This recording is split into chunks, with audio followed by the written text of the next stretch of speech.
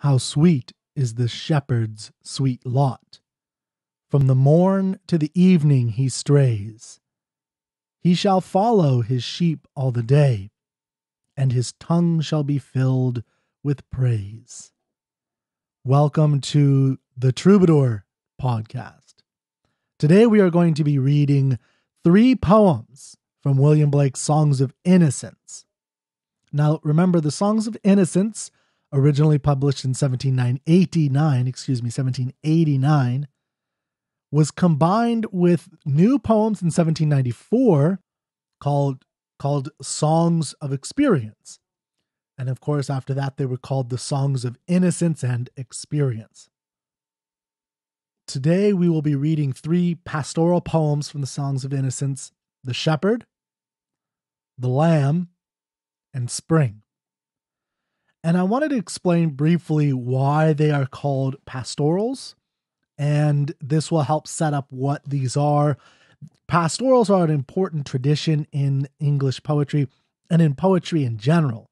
In fact, they hearken all the way back to Hesiod and Virgil, the great poet. So Hesiod comes way before Virgil, by the way. Hesiod wrote something called Work and Days, or at least we think he wrote it. Like Homer, we know nothing about Hesiod. He also wrote the Theogony, which told a lot about the origin of many gods. So many of the stories you know, if you know any stories of the original gods from ancient Greek, they came often from Hesiod. And then, he's contemporary, or we think around the same era, same time period as Homer. Virgil comes hundreds of years later in the Roman era. He wrote the Aeneid, very famously, but he also wrote many books of poetry, and 2 important ones are the Eclogues and the Georgics.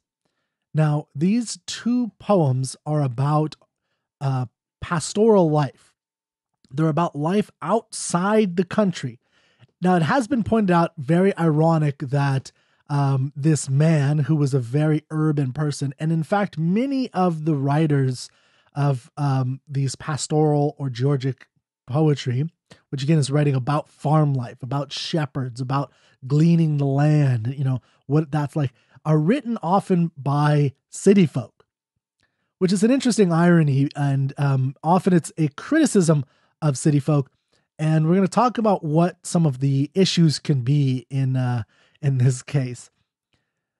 So just briefly, what you need to know, all you really need to know about pastorals and georgics, which are a tradition that stem primarily from Virgil. Here's the 2, hold it in your mind this way. I'm actually going to show you some pictures. This will hopefully help. So there we go. A pastoral is usually going to be quaint, romanticized.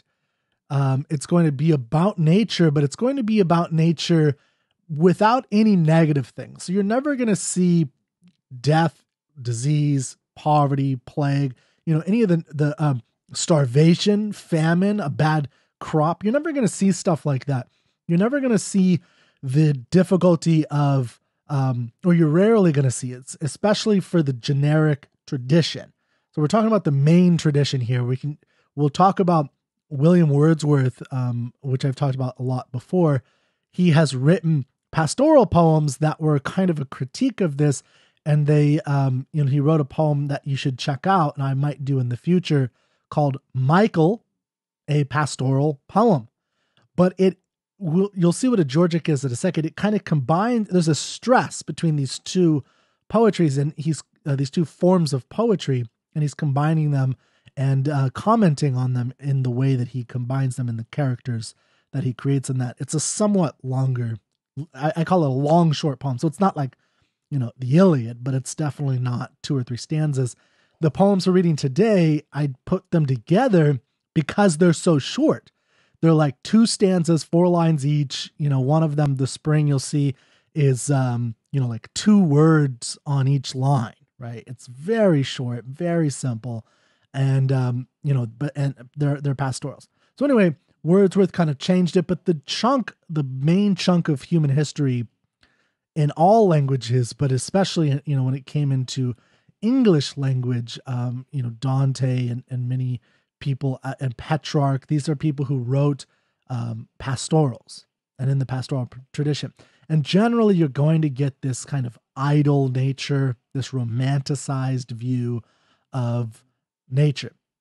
Whenever I explain this, I always show Thomas Kincaid because he has that kind of view. I think it's almost unreal. There's something that's almost too perfect about it. There's nothing that looks quite like this. If you're watching, I'll put this up on troubadourmag.com, but if you're on YouTube or Facebook, you could see what I'm looking at now. If you're listening, go to troubadourmag.com to see the image, or just like think of a quaint, picture perfect postcard of a cottage in the woods. And that's kind of what a pastoral poem feels like to some degree. Now, on the other hand, I have a painting up by, I'm going to butcher this name, Jean-Francois Millet. His last name is spelled Millet. I believe that's Millet. But in English it's Millet, but I'm sure he wouldn't appreciate that butchering of his name. The painting is called The Gleaners. This is more in the tradition, I'm just giving you a visual to kind of compare so you understand the mood that these poems are supposed to invoke. A georgic is a much more realistic look. It's of farm life, of life outside the cities. It's much more, these are women who are gleaning the land after all the wheat has been, taken off or cut and harvested. They go around and glean the land and kind of take whatever has fallen off, basically. And this kind of realistic aspect of life is a little harsher. It's more difficult. It's challenging. And in fact, in Georgics by Virgil, he actually, and you see this in a little bit in Works and Days by Hesiod as well. There is a literal guidebook. If you know anything about the Farmer's Almanac, it serves the same kind of purpose. So a lot of times there's even instructions on how to, husbandry and harvesting bees and honey. And then of course, so Virgil has a very famous section in book 4 where he talks about harvesting bees or the honey, but he also compares it to the kind of war that they are, or the life that they're living in Rome at that time. So the point is that I wanted you to get a feel for these two moods of poems. Now, Blake does not have any georgics in the Songs of Innocence. Nothing like that. Remember what I've been talking about if you've seen any of the other episodes. William Blake in the Songs of Innocence is talking from the aspect of an innocent, of a, he views it as there are two contrary states in the human soul. There's this innocent side and this experience side. Of course, children are the most idyllic and innocent, pure in a certain sense. They view the world one way. And of course, an adult views the world a completely or a slightly different way, but they're going to be always tempered with the innocence. Whereas, the innocence and the innocents are even affected by the experience in different ways. And we've been looking at that with the chimney sweeper, especially, that was done recently on my podcast, and the little black boy and the echoing green and the piper and things of that nature. Now here we're getting, again, a very innocent look at the world, but there always is like a slight little, is that like what's going on in the background there? And that's what we're going to get with some of these as well. Although I think one of them you'll see is actually quite just, I'm getting nothing, there's no, in the echoing green, for instance, everyone's playing. It's this beautiful green that adults and children and old John with his gray hair is playing on the green. But as they leave, it says it changes the rhyme, or the poem changes from the refrain of the echoing green, and all of a sudden it ends with the darkening green. And there's always and that kind of paints a picture, it tints the entirety of the poem by making you think, well, wait, why? What's darkening? What's going on? And you have to read it again with that in mind, and you think, and it gives you another shade of what is going on in the poem. You're not going to get that much really in these poems. These are super straightforward.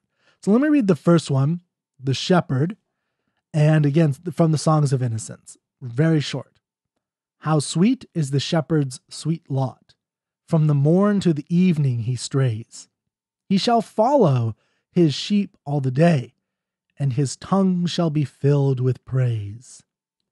For he hears the lamb's innocent call, and he hears the ewes' tender reply. He is watchful while they are in peace, for they know when their shepherd is nigh. Near. N-I-G-H is near.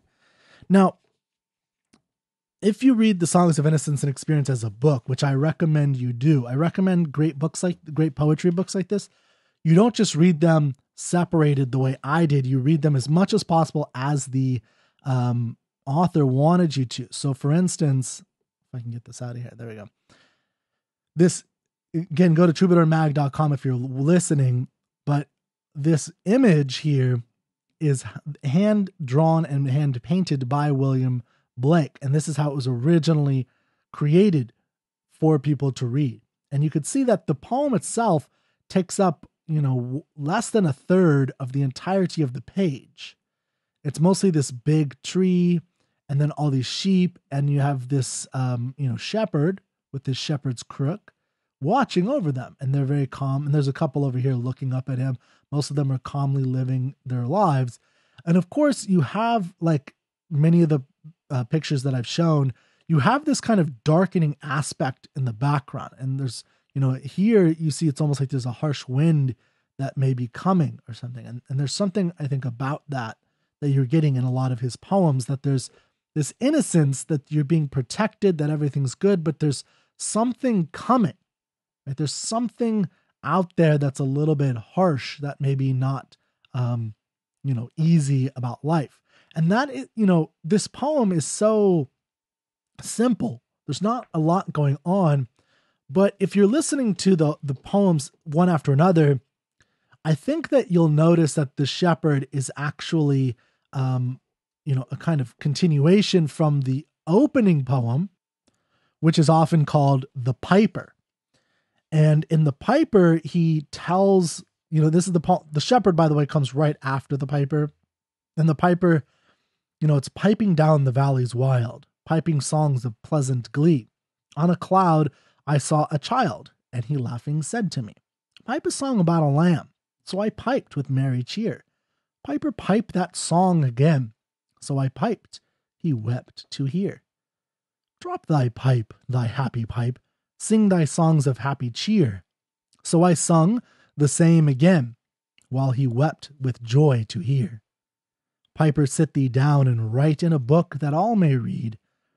So he vanished from my sight, and I plucked a hollow reed, and I made a rural pen, and I stained the water clear, and I wrote my happy songs every child may joy to hear.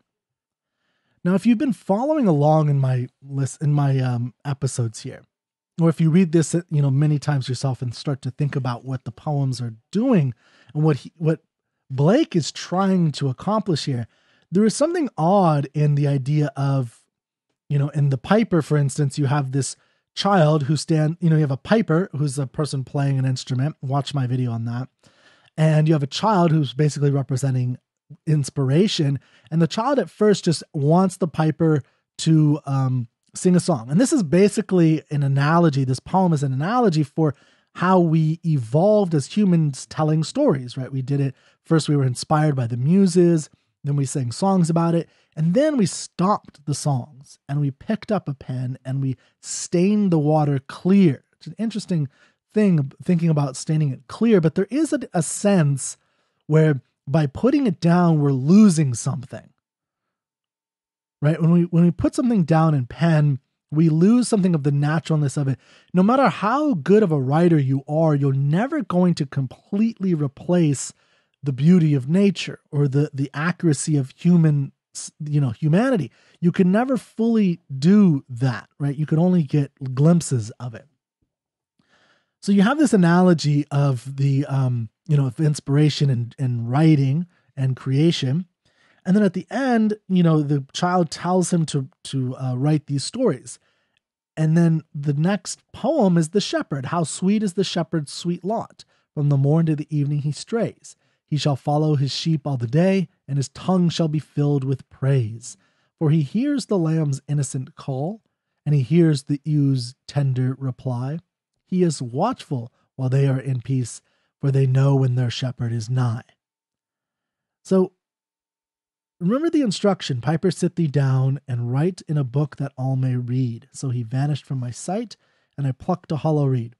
So he plucked a hollow reed, he made a rural pen, he stained the water clear, and he wrote his happy songs every child made joy to hear. So this is a poem that's supposed to be for children. One of the things we're starting to see is the kind of agency that children have. And there's a play on that in a lot of these poems. And the little black boy, we get the poem, The Little Black Boy, we get a mother like the piper telling a story. But the story is to a little black slave, her child. And the story is actually to placate him, to make him feel okay about his place in this white world. He's in England, he's a slave, and she tells him this, fantasy to make him feel better. And the same thing happens with the chimney sweeper. In the chimney sweeper, we have this story or this dream that little Tom Dacker has as they go up in the chimneys in these little coffins of black. And it's basically, if you do your duty, if you, be a good boy, if you do what you're supposed to and what you're told, all your friends, you and all your friends are going to live in happiness with your father. And the poem begins by the little boy, another little boy, being sold by his father to a chimney sweeper after his mother had died. So there is this motif, this theme that recurs throughout William Blake's poems of Songs of Innocence in particular right now, and it's in his Songs of Experience, where the stories we tell serve a purpose, and that purpose may be corrupt or bad, right? And he doesn't say it's bad or good, but he's showing you, he's making you think about it, because again, if you look at the reality, and we all know this, and even the people at this time know this, and you see this more abstractly with the echoing green, is that there's something sinister about the way that we're using the stories that we tell children, for instance, to make them feel better about their lot in life. Like, why would you tell a little black boy that he's that it's his job to shade the sun, or to shade the little boy from the sun, because the little white boy isn't strong enough yet, right? Which makes the little black boy feel important, but it also puts him in his place, right? It makes him like be okay. He's at the end, he's like, oh yeah, he tells that story to his, little white playmate that he knows. And it's like, okay, so what the mother should tell, and what we, I think anyway, that we should think about is like, she should be telling him stories about heroes who broke free of their chains, killed their masters, and helped free their people, right? Like, those are the kinds of stories she should have been telling him. Instead, she's telling him to placate. It's the slave mentality. And that's the stories we tell shackle us. And there's a lack of agency because these stories, right? It's not the free-flowing nature of a piper that we get at the beginning of the piper. And there is a taste of that. I mean, this is William Blake's genius in the whole book. You don't get this if you read just these poems one at a time. Is you get a taste of that in this poem even. So here's something about shepherds that people in 1789 would know, even if they lived in the city. Shepherds don't follow their sheep. That's crazy. Sheep follow the shepherd. That's the whole point, right? And so there's a weird aspect about like what's happening with his agency. Why is he the one following along the sheep? Why isn't he leading them? And his tongue shall be filled with praise, right? He's just there's a lot about in this series of poems about the voiceless ones. Infant comes from a Latin word basically meaning voiceless, like an infant doesn't have a voice. And so Blake is trying to give these creatures and these people voices. So the shepherd hears the lamb's innocent call, and he hears their tender reply. He is watchful while they are in peace, for they know when their shepherd is nigh. So there's this kind of idea that this shepherd is watching over them. But if we look at it, he's following them. Right? He doesn't know exactly what's going on. His life is just da da da da da da. Everything's beautiful and dandy. What are you going to do when something bad happens? Right? Like, that's not in this poem, but you're going to get that with poems later on, especially in the Songs of Experience, that there's going to be a much, much darker idea. And then, one of the questions we're going to have to answer is, if the stories that we're telling kids and ourselves build this society that we're in, and if that society is corrupt and the stories are corrupt, and we're having things like slaves and chimney sweepers, young little boys who go up and die en masse, and these horrible conditions, then how do we fix something like that? Like, what is the stories? What is corrupt about the stories, and how can we do something about that? Especially given the sake that it seems like our God, or some kind of shepherd, isn't even leading us anywhere. It's, he's just kind of there, or we think he's there. But again, if the shepherd's following the sheep are the ones who are just kind of in a state of denial. Like, if we are the sheep and the shepherd's following us, well, then who's like, and we're going off of, just random, whatever we feel like. Well, what's going on with, where we're going? Okay. So let me read let me read something real quick. I wanted to give you another quick comparison. This is just so you can see a difference between a pastoral and a georgic. So this is actually from georgics. And remember, pastorals are kind of quaint, romanticized. There's a sense where it's unrealistic to some degree. So here's from, it's just, 6 quick lines. The time has come for my groaning ox to drag my heavy plow across the fields, so that the plow blades shine as the furrow rubs against it. Not till the earth has been twice plowed, so twice exposed to sun, and twice to coolness, will it yield what the farmer prays for. So you can kind of see the farmer's almanac, the kind of teaching aspect of this. I mean, obviously there's a groaning ox. The time has come for my groaning ox to drag my heavy plows. It's not like this quaint little scene. This guy has to do real work. You don't see real work really in pastoral poems. You see again, romanticize an idleness.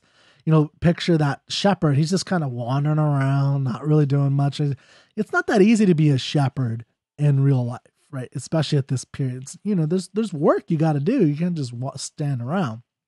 But that's the view that they have of this, of this in pastorals. In georgics, you get a much more realistic aspect, so that the plow blade shines as the furrow rubs against it. Right? So there's a nice little image of but again, it's of a real thing, right? It's not like just the flowers and the butterflies flowing around. It's not that. It's, we gotta make some work happen. And then there's even a piece of instruction: not till the earth has been twice plowed. So you got to do it twice, my friend. Right? So that's what you got to know as a farmer. So twice exposed to sun and twice to coolness will it yield what the farmer prays for. Again, it's giving you instruction.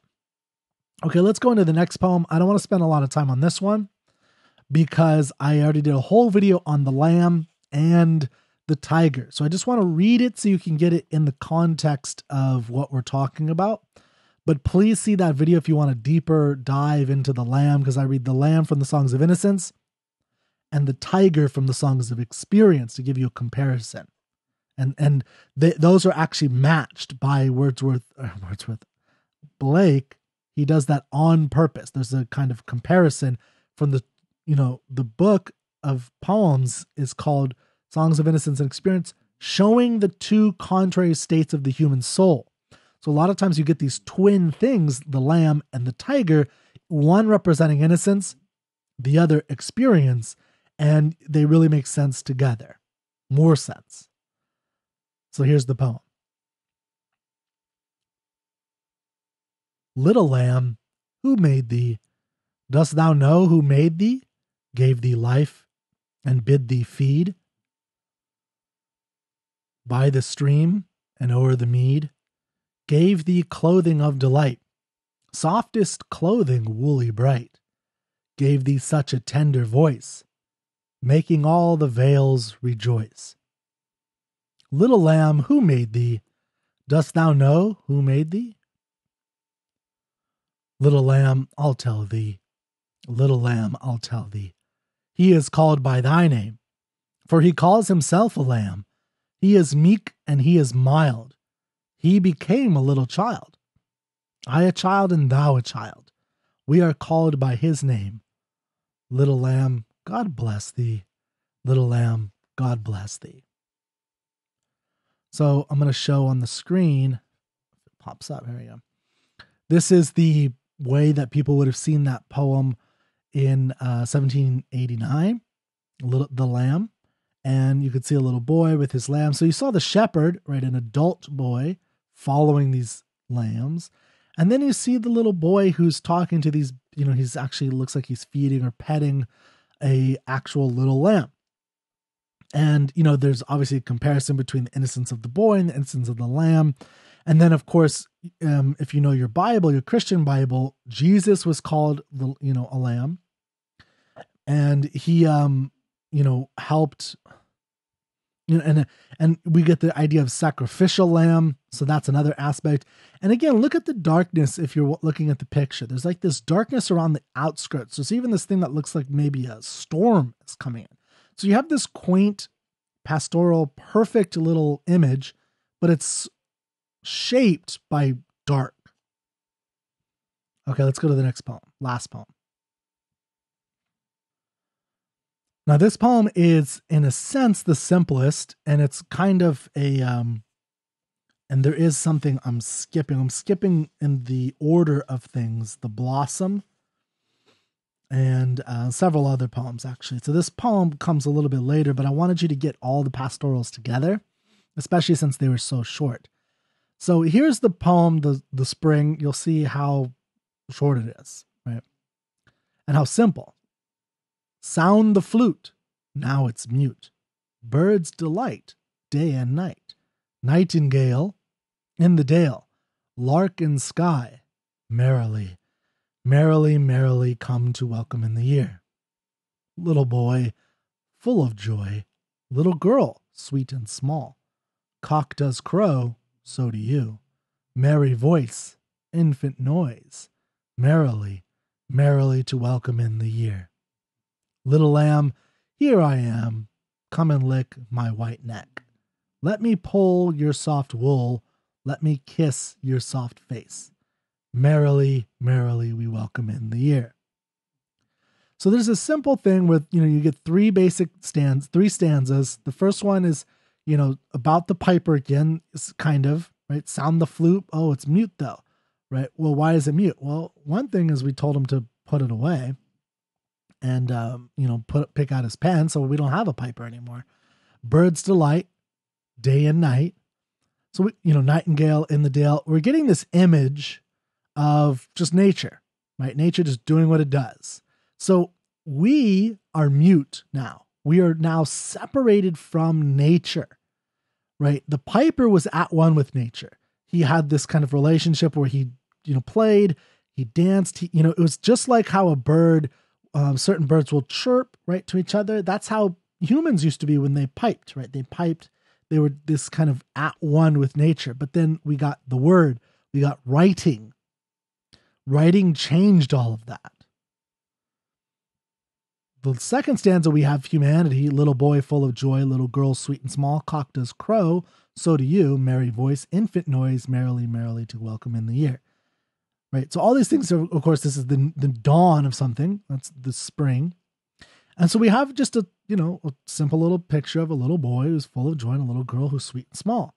And just like the cock does crow, the rooster crows, so do you, right? They're kind of like these, innocent creatures that are just like the piper in a certain sense. Merry voice, infant noise, merrily, merrily to welcome in the year. Little lamb, here I am, come and lick my white neck. Let me pull your soft wool, let me kiss your soft face. And then finally we get this image of a lamb.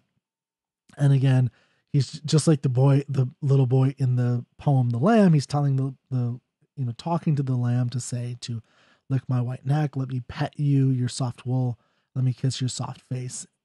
Again, I don't think there's a ton going on in that poem complex wise. It's just an image of three things, right? Nature by itself, although man has now been slightly removed from nature, we know from reading the other poems.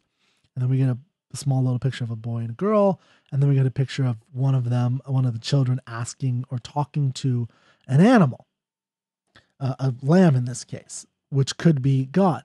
But again, if you put it in the context of the little black boy and the kind of stories we tell, it's helpful, because one of the questions you have to ask is, so in the little black boy, the mother, the slave mother, because it starts off by the little boy was born in the southern wilds, which means Africa, right?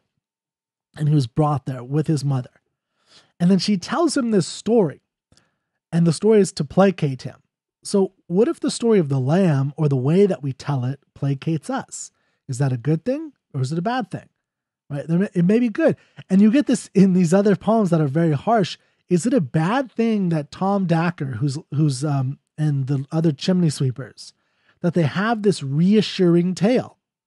Because that's their life. They don't have another option for another life. They can't choose to be a prince.